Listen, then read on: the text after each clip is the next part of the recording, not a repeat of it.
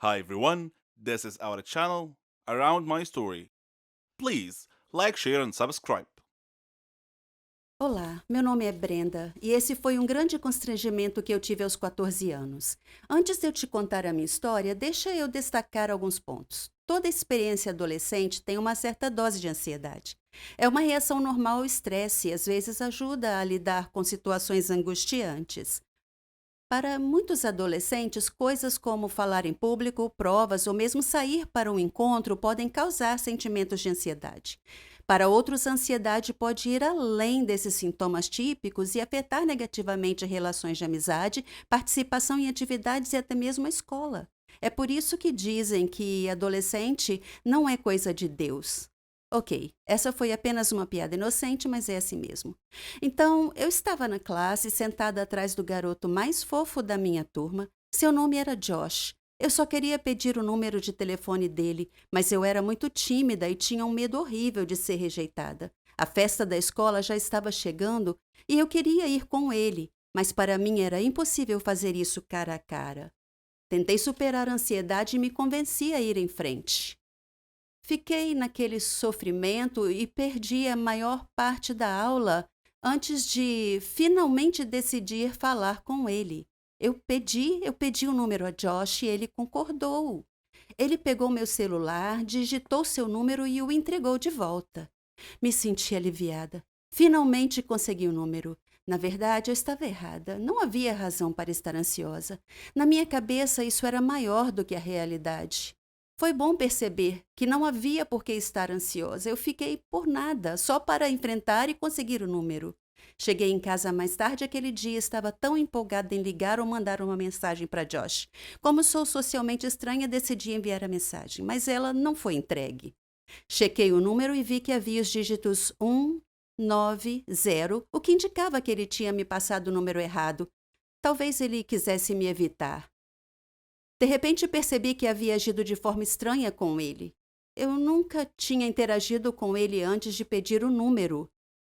Não existia relacionamento entre nós. Então foi muito estranho. Eu bati nos ombros dele durante a aula e pedi o número. Não houve nada sutil ou mesmo normal sobre como eu agi. Não foi nada ofensivo, mas foi estranho. Socialmente inapropriado, além disso, condenado ao fracasso. O encontro foi doloroso, mas acho que aprendi algumas lições sobre como socializar adequadamente. Eu também aprendi que é super fácil não entender os sinais que as outras pessoas dão quando estão ansiosas. Você está tão absorvido em si mesmo que não percebe as dicas. Olhando para trás, ele estava muito desconfortável com o meu pedido e deixou isso claro ao não sorrir e ao hesitar em concordar em digitar o número. Se eu tivesse saído da minha cabeça e prestado atenção, poderia ter percebido como ele estava agindo e como isso refletiria o que ele sentia por mim e por nossa interação.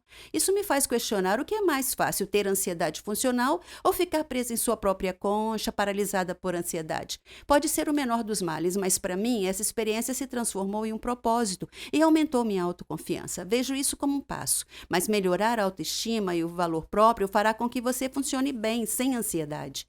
E esse é o fim da história. Mas quer saber? Escreva seu próprio roteiro. Você não pode continuar se outra pessoa estiver escrevendo o seu roteiro. Muitas crianças na escola se sentiam do mesmo jeito, elas não se sentiam bem. E eu não sabia por quê. As crianças vão se relacionar e isso é tão assustador que torna a ansiedade pior. É preciso saber que isso é normal e que não tem como saber a não ser que você vá. Sim, superar a ansiedade não é tão fácil. Vencer o que eu chamo medo da vida me custou anos e eu aprendi da pior maneira. E agora, a piada sobre não ser de Deus faz sentido?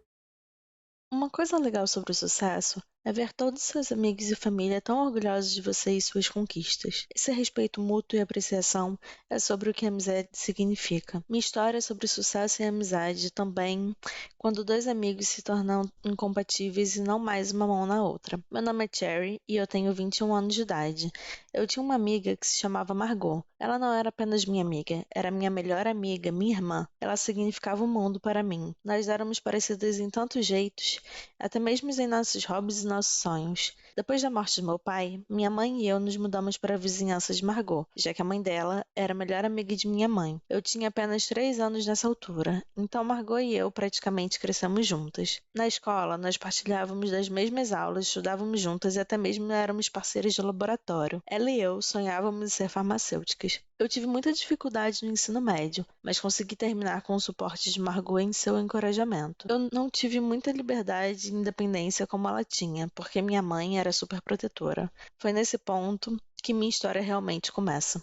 Quando eu decidi começar a faculdade de farmácia, Margot me perguntou por que eu escolhi esse curso. E eu disse a ela que meu pai morreu de uma doença maléfica que não tinha cura. Então, era meu sonho achar a cura para essa doença e salvar vidas. Eu estudei muito e concluí com sucesso minha faculdade de farmácia. Margot estava muito feliz por mim e ela prometeu me manter focada na descoberta para a cura da doença fatal que meu pai teve que eu procurei tão apaixonadamente. Eu pedi a ela para estar ao meu lado o tempo todo e ela estava feliz de fazer isso. A faculdade de farmácia era internacional, fora do meu país. Eu seria independente e livre do controle excessivo da minha mãe. Francamente, eu busquei por isso. Margot e eu encontramos um lugar para ficar próximo à faculdade. Um jovem albergue ou um grupo de garotas de diferentes países. Diferente de mim, Margot teve a habilidade de fazer facilmente amizade com elas. Nossos estudos não eram fáceis no começo, mas nós trabalhamos muito. Eu estava tão animada em me aprofundar na minha pesquisa e em aprender o máximo que conseguisse. Eu perguntei aos instrutores e médicos constantemente para expandir o meu conhecimento. Esse era o meu conheço e Margot me acompanhou durante todo o tempo. Eventualmente, nós graduamos na faculdade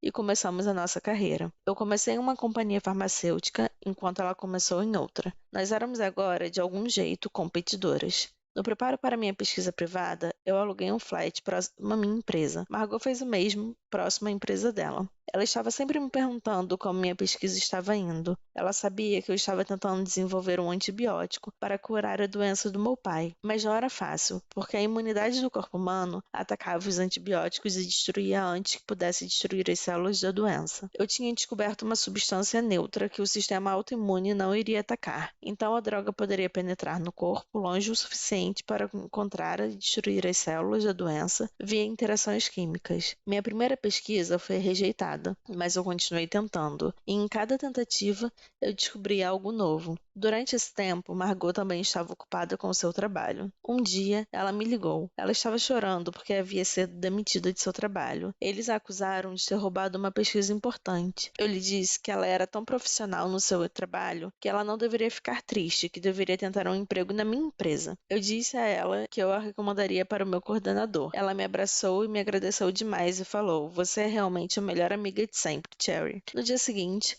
eu disse ao meu coordenador sobre Margot e lhe disse que ela estava à procura de um emprego e estava aguardando do lado de fora. Ele a entrevistou e lhe deu um trabalho. Eu estava tão feliz agora que ela e eu trabalhávamos na mesma empresa. Margot continuou perguntando sobre minha pesquisa. Eu dava ocasionais atualizações. Eu estava hesitante para lhe dizer muito, mas novamente, ela era minha melhor amiga, além de tudo, então eu a convidei para minha casa para falar sobre minha pesquisa. Margot não ficou tão feliz como eu achei que ela estaria em ouvir sobre o meu projeto, mas eu imaginei que fosse porque ela foi despedida recentemente. Minha pesquisa pessoal tomou meu tempo completamente. Era até mais importante que o meu trabalho. Um dia, quando apareci no trabalho, meu chefe falou que eles não precisavam mais de mim e eu estava livre para ir embora. Demitida. Eu estava chocada e perguntei por quê. Ele disse que eu estava gastando muito tempo em casa realizando a minha pesquisa e pouco tempo no trabalho. Disse que tinha enviado muitas cartas para minha casa dizendo que deveria voltar ao trabalho e eu não havia respondido a ele e que falhei para voltar ao trabalho. Ele disse que minha colega de casa, Margot, havia recebido as cartas no meu lugar e havia prometido entregá-las a mim. Eu estava em choque. Ele disse que ela nunca havia dito nada. Voltando a casa, eu confrontei Margot e perguntei por que ela não me entregou as cartas do meu chefe, como ela havia prometido a ele que faria. Ela agiu com justificativa e disse que ela havia recebido as cartas, mas andava tão ocupada que ela colocou elas de lado e esqueceu das cartas. Eu a perdoei, mas senti que ela não estava sendo completamente honesta comigo. Eu apaguei tudo isso e disse a ela que ser demitida iria deixar meu tempo todo livre, então eu poderia dedicar mais tempo na minha pesquisa. Dias depois, Margot me ligou e me chamou para celebrar com ela, e eu perguntei qual ocasião era. Ela disse que teve uma promoção e ficou com o meu lugar de trabalho, meu emprego anterior. Eu estava feliz por ela, mas ao mesmo tempo senti que havia algo errado com essas circunstâncias que parecia estar crescendo. O tempo passou e meu experimento finalmente encontrou sucesso. Eu havia sucedido em encontrar um remédio que destruíra as células da doença. Eu estava na Lua. Meu pai estaria tão orgulhoso de mim.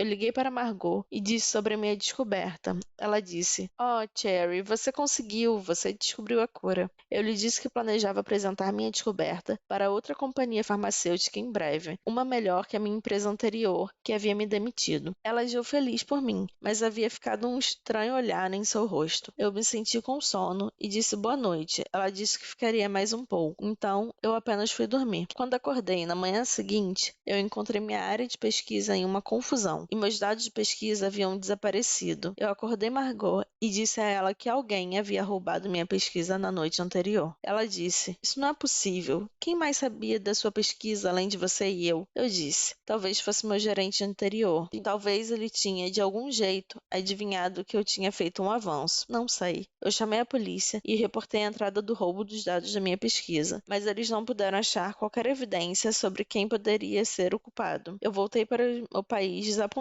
e abatida. Consegui um novo trabalho em uma empresa próxima à minha casa. Muitos meses haviam se passado. Eu não tinha mais contato com Margot. Nós acabamos perdendo contato em algum lugar com o tempo. Então, um dia, minha mãe estava assistindo TV, quando ela de repente viu um programa que ia discutir uma nova droga para tratamento da maléfica doença que meu pai teve. Eles iam entrevistar o responsável por essa cura milagrosa. Sentei-me encantada. Eu tinha que assistir. Quando o entrevistador apresentou o convidado, era Margot. Eu não podia acreditar em meus olhos. Foi ela. Ela roubou a minha pesquisa. Minha tão chamada melhor amiga me traiu, e eu tinha tratado ela como minha irmã. Isso me destruiu profundamente. Eu tomei ações legais contra ela e consegui minha pesquisa de volta e recebi os créditos por encontrar a cura. Então, isso tudo estava ok. Mas a coisa que nunca poderia ser consertada, que não a cura, era a relação entre nós duas. Ela havia me golpeado pelas costas e destruído minha fé na humanidade. E eu não penso que eu possa achar a cura para isso.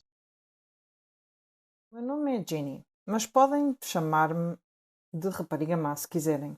É assim que as crianças da vizinhança me chamam. Tenho uma longa história para lhe contar. Eu era a mais velha de 5 irmãos. A minha mãe morreu de doença e o meu pai ficou paralisado no acidente de viação. Ele não conseguia andar e precisava usar uma cadeira de rodas. Ver os meus irmãos a sofrer de fome e pobreza era uma visão constante em casa. O meu pai estava deprimido. Os nossos vizinhos ajudaram-nos muito, mas eu estava constantemente preocupada com o que aconteceria se eles parassem. Então decidi tentar encontrar um emprego. Eu sabia que não seria fácil, porque tinha apenas 15 anos. Quem iria querer contratar uma jovem de 15 anos? Embora estivesse apreensiva e sem confiança, decidi encontrar um emprego. Fui a muitos sítios, lojas de roupa, floristas, mercearias. A resposta foi a mesma: não estamos de momento a contratar.